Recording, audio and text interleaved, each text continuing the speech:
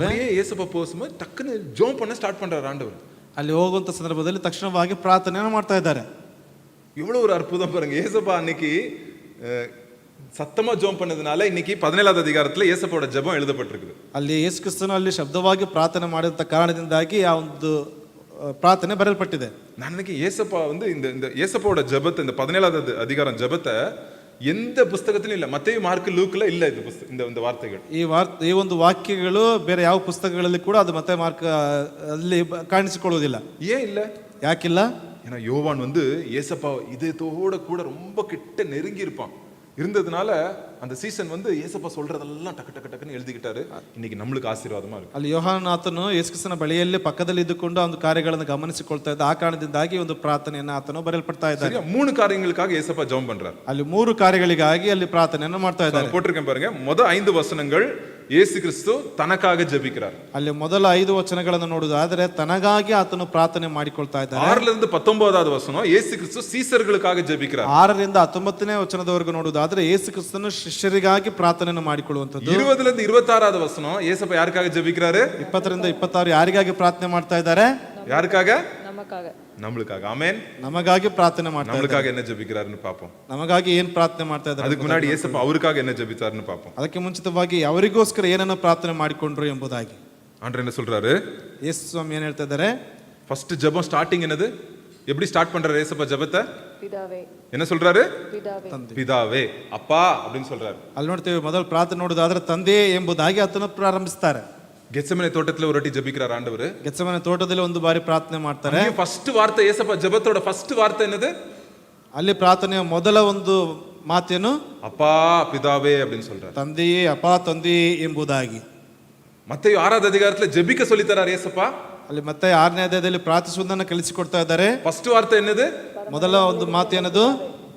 பரலமண்டலத்தில் இருக்க நமக்கு எங்கள் பிதாவே, அப்பா, ಪರಲೋಕದಲ್ಲಿರುವ ನಮ್ಮ ತಂದೆಯೇ ಎಂಬುದಾಗಿ. ஒரு அப்பாவும் பிள்ளையும் பேசுறது தாங்க ஜெபம். ಅಲ್ಲಿ ತಂದೆ ಮಗು ಮಾತನಾಡ್ತಕ್ಕಂಥದ್ದೇ ಪ್ರಾರ್ಥನೆ. பெரிய பெரிய பெரிய ஏதோ சொல்லாதீங்க. சிம்பிள் ஜெபம்னா ஒரு பிள்ளை போய் அப்பாட்ட எப்படி பேசுதோ அதுதான் ஜெபம். ಪ್ರಾರ್ಥನೆ ಅಂತಕ್ಕಂಥದ್ದು ಒಂದು ಮಗು ಯಾವ ರೀತಿಯಾಗಿ ಮಾತನಾಡ್ತದೋ ಅದೇ ರೀತಿನೇ ಎಂಬುದಾಗಿ. இந்த இடத்துல ஏசப்பா முன்னாடி நீங்க ஜெபிக்க பார்க்கும்போது அப்பா அப்பான்னு நிறைய வட்டி சொல்லுவார். 1 2 3 4 வாட்டி அப்பா சொல்றாரு. ಅಲ್ಲಿ 4 ಬಾರಿ ತಂದೆ ಎಂಬತಕ್ಕಂಥ ಮಾತನ್ನ ಅವ್ರು ಹೇಳ್ತಾ ಇದ್ದಾರೆ. 2 ವಾಟಿ வெறும் அப்பான்னு சொல்றாரு ஏசப்பா. 2 ಬಾರಿ ಅಪ್ಪ ಮಾತು ಎಂಬುದಾಗಿ ಹೇಳ್ತಾ ಇದ್ದಾರೆ. 1 வாட்டி பரிசுத்த அப்பா, பரிசுத்த பிதாவே அப்படின்னு 11வது வசனத்துல சொல்றாரு. 11ನೇ ಅಧ್ಯಾಯದಲ್ಲಿ ಪರಿಶುದ್ಧ ತಂದೆ ಎಂಬುದಾಗಿ ಹೇಳ್ತಾ ಇದ್ದಾರೆ. 25வது வசனத்துல நீதியுள்ள ತಂದೆಯೇ அப்படின்னு சொல்றாரு. 25ನೇ ವಚನದಲ್ಲಿ ನೀತಿಯುಳ್ಳ ತಂದೆ, ನೀತಿ ಸ್ವರೂಪನಾದ ತಂದೆ ಎಂಬುದಾಗಿ ಹೇಳ್ತಾ ಇದ್ದಾರೆ. சோ டோட்டலா இல்ல, ஆக்சுவலி நிறைய இருக்குங்க. 1 2 3 4 5 கொஞ்சம் 6 7 இடத்துல அப்பான்னு சொல்றாரு இந்த ஒரு அதிகாரத்துல. ಅಲ್ಲಿ ನೋಡ್ತೇವೆ ಈ ಒಂದು ಅಧ್ಯಾಯದಲ್ಲಿ 6-7 ಬಾರಿ ತಂದೆ ಎಂಬತಕ್ಕಂಥ ಒಂದು ಕಾರ್ಯಗಳನ್ನು ಅಲ್ಲಿ ಹೇಳ್ತಾ ಇದ್ದಾರೆ. சரியா?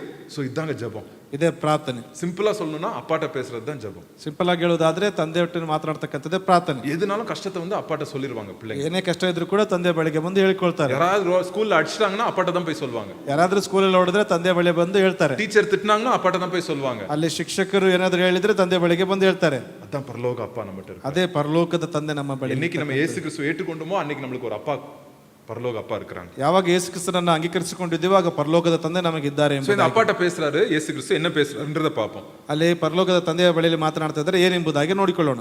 சோ இங்க ஃபர்ஸ்ட் சொல்றாரு ஆண்டவரே, இல்ல நெக்ஸ்ட் இல்ல பின்னாடி தான் இதுதான். சோ ಮೊದಲ 5 வசனத்துல ஆண்டவர் என்ன சொல்றாரு? ಮೊದಲ 5 ವಚನದಲ್ಲಿ ಏನಂತ ಹೇಳ್ತಾ ಇದ್ದಾರೆ? 4வது வசனத்தை ஃபர்ஸ்ட் பாப்போம்.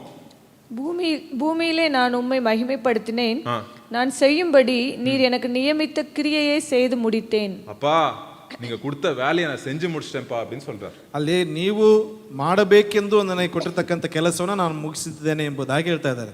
என்ன வேலை கொடுத்தாரு அப்பா? ಏನ್ ಕೆಲಸವನ್ನು ಕೊಟ್ಟಿದ್ರು? 3வது வசனம், 3ನೇ ವಚನ. ஒன்றான மெய் தேவனாகிய உம்மையும் நீர் அனுப்பினவராகிய இயேசு கிறிஸ்துவையும் அறிவதே நித்திய ஜீவன். நித்திய ஜீவனை எல்லாருக்கும் நான் என்ன பண்ணிட்டேன்? கொடுத்துட்டேன்ப்பா அப்படின்னு சொல்றாரு. ನಿತ್ಯ ಜೀವನ ಎಲ್ಲರಿಗೂ ನಾನು ಕೊಡಲ್ಪಟ್ಟಿದ್ದೇನೆ ಎಂಬುದಾಗಿ ಹೇಳ್ತಾ ಇದ್ದಾರೆ. என்னாச்சு? ஆதாம் ஏவாள் தோட்டத்துல என்னாச்சு? ஏதேன் தோட்டத்துல, ಏದೇನ್ ತೋಟದಲ್ಲಿ ಏನೆಲ್ಲ ಕಾರ್ಯಗಳು ನಡೀತು? எப்போ பாவம் செஞ்சாங்களோ ஆவிக்குரிய மரணம் என்ன ஆயிருச்சு உலகத்துக்குள்ள. மனுஷனுக்கும் தேவனுக்கும் இருந்த ஐக்கியம் என்ன ஆயிருச்சு?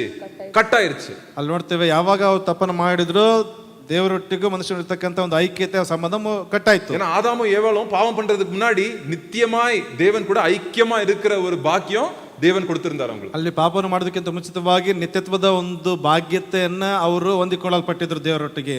அப்ப ஏசப்பா வந்து அனுப்புறார் ஆண்டவர். ಆಗ ಯೇಸು ಕ್ರಿಸ್ತನನ್ನ ಕಳಿಸ್ತಾ ಇದ್ದಾರೆ ದೇವರು. எல்லாம் கட் ஆயிருச்சுப்பா, பாவத்தினால எல்லாம் கட் ஆயிருச்சுப்பா, ಪಾಪದಿಂದ ಎಲ್ಲವೂ ಅಲ್ಲಿ ಕಟ್ಟಾಗಿ ಹೋಗಿದೆ. நீ போய் என்ன பண்ணு, ನೀನು ಹೋಗ್ಬಿಟ್ಟು ಏನ್ ಮಾಡು, உன்னுடைய ரத்தத்தினாலே நித்திய வாழ்வை திருப்பி கனெக்ஷன் கொடு. ನಿನ್ನ ಜೀವದ ಮೂಲಕವಾಗಿ ನಿತ್ಯ ಜೀವಕ್ಕೆ ಪುನಃ ನೀನು ಸಂಬಂಧವನ್ನು ಕೊಡು. இன்னைக்கு உலகத்துல இருக்கிறவங்களுக்கெல்லாம் கடைசினா என்னது? சுடுகாடு தான் last stop. Last stop bus stop, last stop வந்து ಸುಡುಗಾಡು தான் ಬಸ್ ಸ್ಟಾಪ್. ಲಾಸ್ಟ್ ಲೋಕದಲ್ಲಿರ್ತಕ್ಕಂಥವ್ರಿಗೆ ಅವ್ರಿಗೆ ಕೊನೆಯ ಒಂದು ಸ್ಟಾಪ್ ಎಂಬುದಾಗಿ, ಲಾಸ್ಟ್ ಬಸ್ ಸ್ಟಾಪ್ ಅಂತ ಅಂದ್ರೆ ಒಂದು ಸಮಾಧಿನ ಎಂಬುದಾಗಿ. ஆனா கிறிஸ்தவனுக்கு, ಆದ್ರೆ ಕ್ರೈಸ್ತನಿಗೆ என்னது? ಏನದು? உலக வாழ்க்கை முடிஞ்சிச்சு, இன்னொரு வாழ்க்கை, நித்திய வாழ்க்கை ஸ்டார்ட் ஆயிடுச்சு. ಅಲ್ಲಿ ಲೌಕಿಕವಾದಂಥ ಜೀವಿತ ಅದು ಮುಗಿದು ಹೋಗಿದೆ, ಆತ್ಮಿಕವಾದಂಥ ಜೀವಿತ ಪ್ರಾರಂಭವಾಗ್ತಾ ಇದೆ. சோ இந்த ஆண்டவர் வந்து நம்மளுக்கு எல்லாருக்கும் கொடுத்திருக்கிறார். ಇದೇ ದೇವರು ನಮ್ಮೆಲ್ಲರಿಗೂ ಅದನ್ನು ಕೊಡಲ್ಪಟ್ಟಿದ್ದಾರೆ. நம்ம ஆவிக்குரிய மரணம் எங்க போயிட்டு இருந்தோம் நம்மளுக்கே தெரியாது. ஆண்டவர் வந்து ஏசப்பாவை அனுப்பி அவர் ரத்தத்தினாலே அவர் அடிக்கப்பட்டு நொறுக்கப்பட்டு நம்மளுக்காக நம்மளுடைய பாவத்தை அவர் சுமந்து என்ன ஆயிடுச்சு? இப்ப நம்மளுக்கு நித்திய வாழ்வு கிடைக்குது. ನಮ್ಮ ನಿತ್ಯ ಜೀವಿತ ಕಾರ್ಯ ಎಲ್ಲೇ ಹೋಗ್ತಾ ಇತ್ತು, ಆದ್ರೆ ಆತನ ಮಗನನ್ನು ಕಳಿಸಿಕೊಟ್ಟು ನಮಗಾಗಿ ಏಟುಗಳನ್ನು ತಿಂದು ಅಲ್ಲಿ ರಕ್ತವನ್ನು ಸುರಿಸಿ ಅದರ ಮೂಲಕವಾಗಿ ನಮಗೆ ನಿತ್ಯ ಜೀವನ ಕೊಡುವುದಕ್ಕಾಗಿ ಆತನ